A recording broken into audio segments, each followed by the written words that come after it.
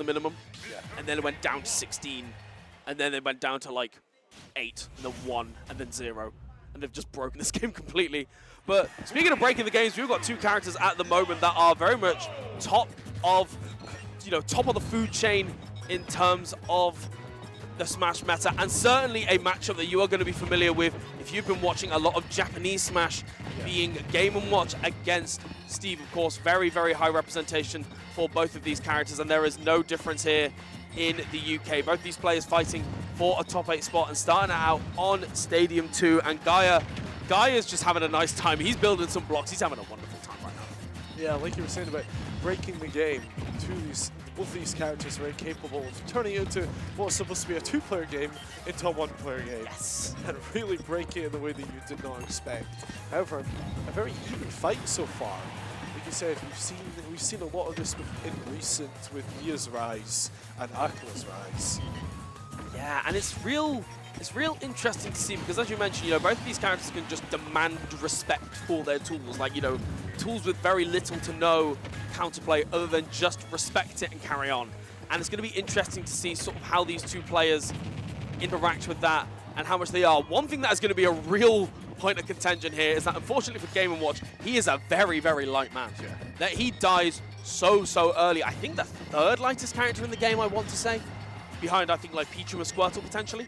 But even so, just ridiculously light. We were seeing, kill sparks at 70% coming from up smash. And this is where things can get real scary, right? Because Gaia, talented guy, can just force the approach. And now it's 3 stocks to 1. And there has got to be a bit of a miracle here if Ruben wants to take game 1. Yeah, exactly. I mean, Gaia pulling ahead with an insane lead, almost insurmountable when you're against Steve. With Diamond Tools, who can kill you at now 60%, Joycey. And he has to make some huge plays right now.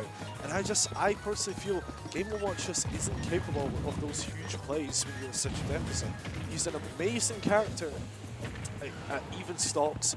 You've got the lead because it's so hard to just get in on him. But if you want to make that comeback with such a deficit, it's incredibly difficult.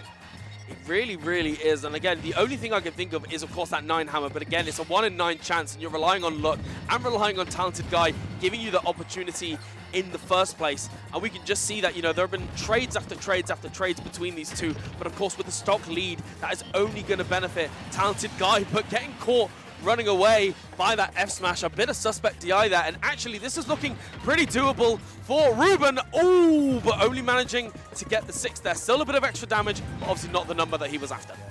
Not what he was wanting at all. However, once again, you might have taken that 2nd stock, but this Steve Gaia still has Diamond Tools. However, struggling to make it back to stage, and all of a sudden it's basically even. We were talking about how hard it was for Ruben to make this lead back, but Gaia's been very, very accommodating in giving it back to Ruben.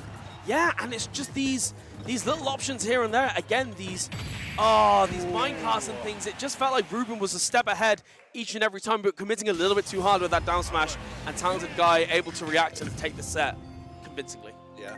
Getting very desperate, which is uncharacteristic and almost unnecessary, considering the pressure was on Gaia in that situation. Really could have just watched and waited for Gaia to do something antsy, but decided to go for this really gutsy down smash read. Well, Gaia was up in the air, which I can't say I agreed with, and it did cost him the game, which he almost clawed back. I must admit, the one worry I've already got for Ruben is that, on the positive end of things, he's very clear that he's done his homework in the matchup. And we have seen multiple instances where he knows what options are going to beat out Steve's options, and he knows those sort of niche tools that he can use, particularly the bucket on the minecart has been a thing that he's been really pulling out. The only thing that I'm worried about is that I fear that Ruben has almost shown his hand a little bit too early. There are a lot of little niche, little tricks that Ruben has got in the matchup that now talented guy is going to be able to sit down, take that into account going into, and again, he's got at least 3 games to make the adjustments, assuming Ruben gets any games on the board. Yeah, and to go off of what you were saying, that is the struggle of having to make such a comeback in game 1 so early into the set. You're if you want to make that comeback, you're kind of forced to show your hand in a lot of situations. You pull out all the stops to claw it back, especially if you're playing something like Game & Watch. However, the worries that we had are seeming to be blown away right now as Ruben takes his commanding lead, seeming to be making some adaptations over the course of Game 1 and moving into Game 2. It's really making it difficult for Gaia to bring that lead back that he had in the first game, Joyce.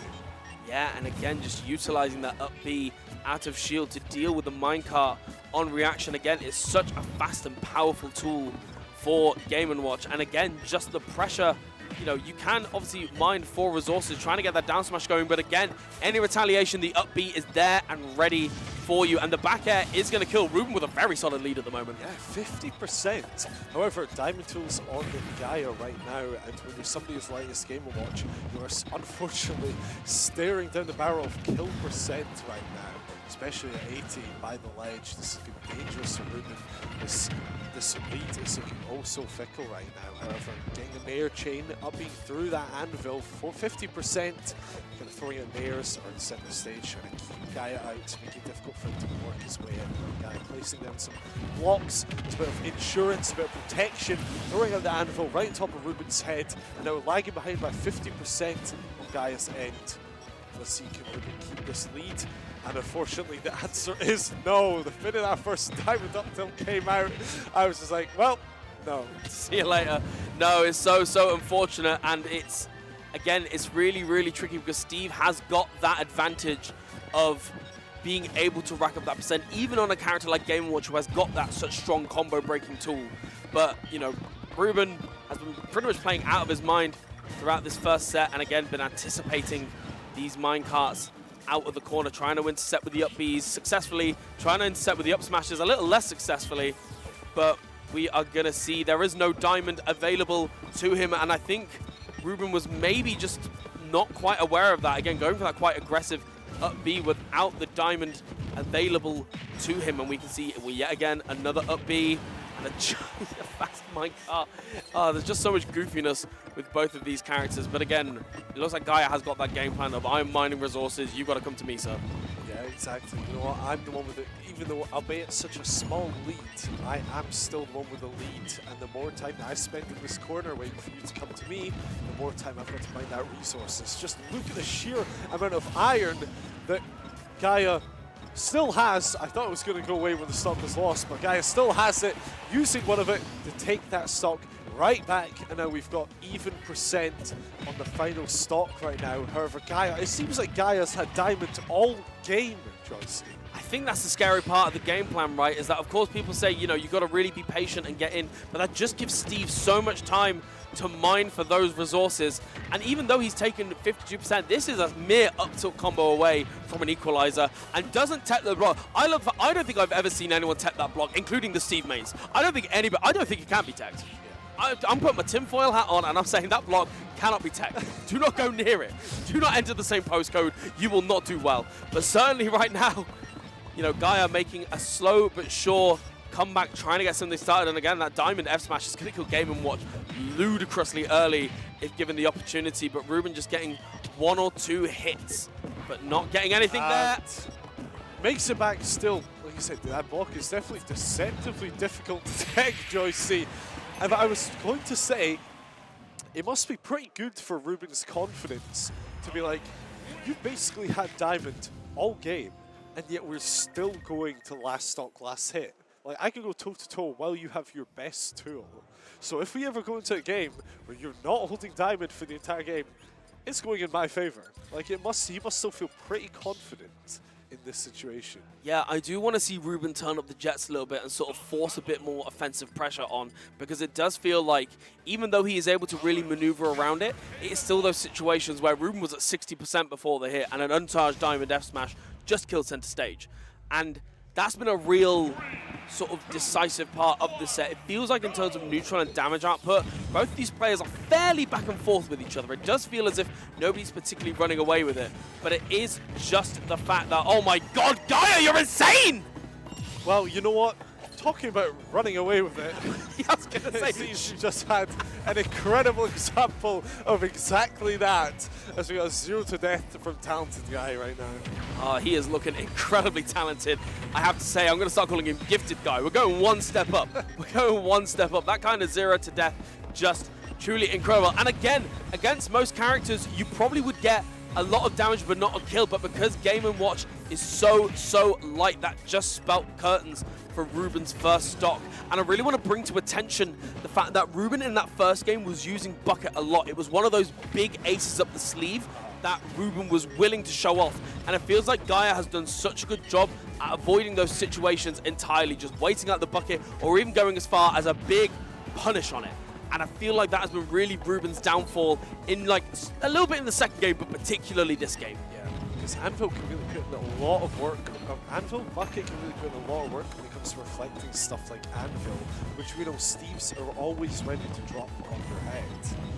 And I wonder, going off the talented guy, do you think maybe he'll take the Piplup approach of going talented guy, wins MGCQ to gifted guy, wins another tournament to prodigal guy, and just keeps it going? Or maybe talented man.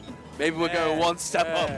But certainly, Ruben is going to be trying his best. And we did see it in the game one, right, where Gaia, talented guy, seemed to run away with it for a bit, and then Ruben nearly made the 3-stock comeback.